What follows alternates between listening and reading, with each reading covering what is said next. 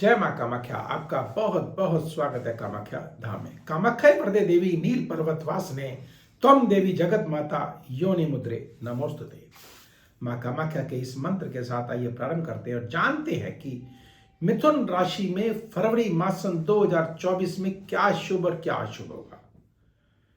आइए जानते हैं। बुध देव की अगर बात करते हैं तो प्रारंभ में ही बुध देव अष्टम भाव पर बैठे गुप्त तरीके से आपको धन की प्राप्ति, आपको बुद्धि आपको अवश्य देंगे, लेकिन बुद्धि थोड़ी तीव्र देंगे, अर्थात थोड़ी उल्टी बुद्धि देंगे। उल्टी तरीके विपरीत बुद्धि के द्वारा आप धन की प्राप्ति करेंगे, क्योंकि अष्टम भाव पर बैठे हैं और ये सप्तम दृष्टि से है।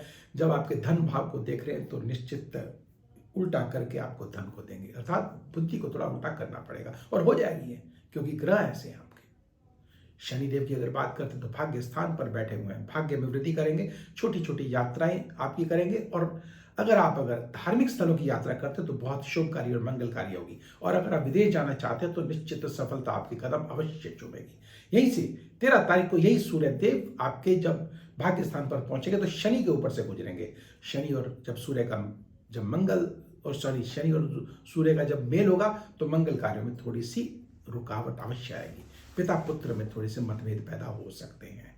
ध्यान रखिएगा। केतु देव हमारे मन के भाव पे बैठे हुए हैं तो हमको घबराहट देंगे, अचानक हमको मानसिक तनाव भी देंगे। लेकिन राहु देव दशम भाव पर बैठे हुए हैं तो यह मान सम्मान प्रतिष्ठा आपको अचानक दे देंगे। आप समझोगे ये क्या हो गया हमारे साथ, निश्चित है। लेकिन आपकी मूल कुंडली में राहु की स्थिति शुभ होनी चाहिए।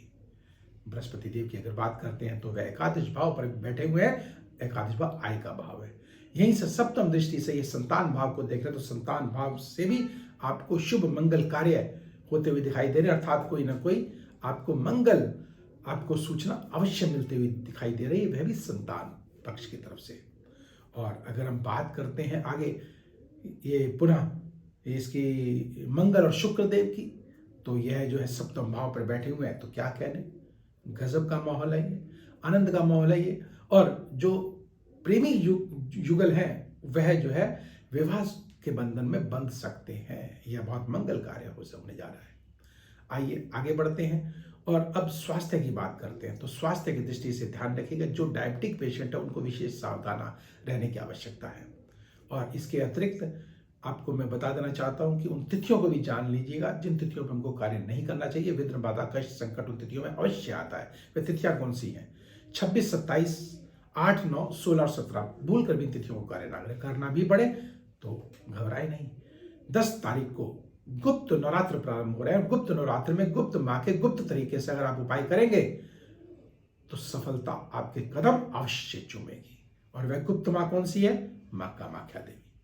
और अगर इस गुप्त माँ के गुप्त तरीके से गुप्त उपाय इसके साथ साथ अगर आपने तंत्रात्मक चंडी पाठ का अगर पाठ कर लिया या करवा लिया तो निश्चित ध्यान रखिएगा, आप अपनी मनोकामनाओं को पूर्ण अवश्य कर सकते हैं। मनोवांछित फलों की प्राप्ति आप अवश्य कर सकते हैं। और आप अगर काम कर करके थक गए हैं और कोई काम आपका नहीं बन रहा, अर्थात आप मेहनत कर करके थक गए हैं, किसी कार्य में आपको सफलता नहीं प्राप्त हो पा रही, तो ध्यान रखिए बहुत ही मंगल समय यह आ रहा है। इसका लाभ आप अवश्य उठा सकते हैं। नंबर स्क्रीन पर दिए गए, व्यक्तिगत रूप से भी आप हमसे संपर्क कर सकते हैं और ऑफलाइन या ऑनलाइन यह चंडी पाठ करा करके अपनी मनोकामनाएं पूर्ण कर सकते हैं।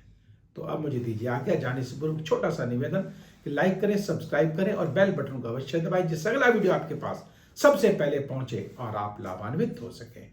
तो अब मुझे दीजिए आज्ञा। जय मां कामाख्या।